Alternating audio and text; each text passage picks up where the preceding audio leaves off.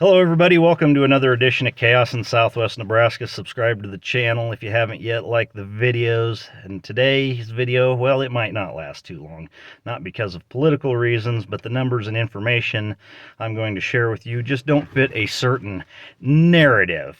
Now, before we get into these hospitalization numbers that concern the coronavirus, specifically COVID-19. Let me tell you, there's two ways the numbers go that a lot of people and a lot of news outlets don't differentiate between, and that's if you are hospitalized because of COVID or hospitalized with COVID. If you're hospitalized because of COVID, coronavirus is the reason you are in the hospital.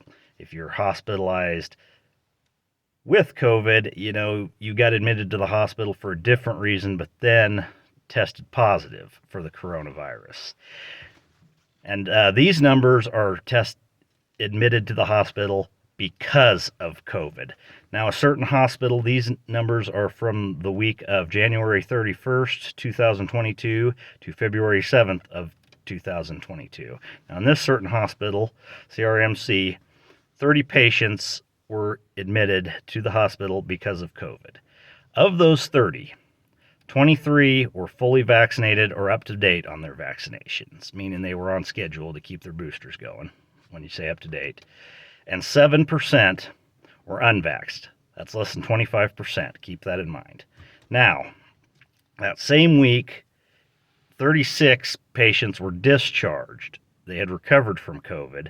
So some of these next few numbers will include, I'm assuming, patients in that group as well. Now, of all these patients, 4 of these patients ended up in the ICU, all fully vaccinated, had their shots. 1 was even on a ventilator. And in that week, 3 deaths also occurred. 2 up to date or fully vaccinated, 1 unvaxxed. So, and I use these numbers, they're pretty reflective of the national average for the most part. The death's a little high for this week, percentage-wise. But, why is the people that are up to date on their shots or have had all their shots that are available right now, why is that percentage higher than, say, the ones that have not had a shot at all? And, there's different ideas floating around. And one, this shot was fast-tracked to the market. It was rushed in its development. It was never tested. And, we don't know how effective the shot really is. And people that have been getting these shots tend to be the more at risk. And people that have not been getting the shots are, maybe younger, healthier people. So that would, and if the shot's not doing its job, then people who were at risk before might still be at risk. And, another possibility is this shot causing sickness, because I can tell you from personal experience, it's been a long time since I had a flu shot, but the last time I got one, it worked. I got the flu. So there's that too. We just don't know what's causing all of this. And the reason, and this video very well could get taken down because the numbers and that information I just gave you does not fit a certain narrative. It does not fit what, certain politicians in power are telling us. And it's not just all Democrats. There's been some Republicans that have used it as a power grab, a few, not very many, but a few, as well as the left-leaning media and the left-leaning big tech and are supporting the politicians and these bureaucratic doctors. We were told, oh, you get these shots, you'll be safe. You can't spread it. You won't get sick. Well, all that has turned out to be misinformation, as they call it. So, we just don't know. And another possibility, they don't realize that this disease, much like any other disease, and this shot, much like any other shot, is not a one-size-fits-all. Everybody's going to be affected differently.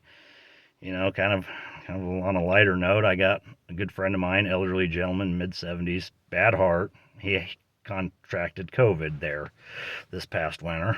It affected him a little bit, I'm not going to lie. But, according to the experts, he should be, on a ventilator in the ICU with some of these other numbers because, bad heart from sickness when he was a kid. Just had his second open heart surgery less than 2 years prior. Well, it affected him for a few days, and then afterwards, he just joked that his worst symptom was he couldn't tell the difference in taste between Coors Light and gin and tonic. So there you go. It affects us all differently. And another thing we're not allowed to talk about that doesn't go with the narrative that I spoke of earlier is, natural immunity. Why aren't we talking about that? The unvaccinated, if they live through it, which most of them will, most of them have, will their immunity to this sickness be better than those that have been getting the vaccine? Maybe the vaccine has been weakening their immune system. Again, we don't know. Just something to think about. But I do know one thing. The problem with natural immunity, no money in it. I just know that. Anyway, do your research before getting the shot. If you want to, that's your business. I've always been leery about it. Non-political, just even when I'm a conservative, I'll admit it, but I was leery of the shot even when Trump was still in office, just because of the way it was developed and how fast. So, anyways, hope this was educational and informative for you, and Chaos in Southwest Nebraska over and out.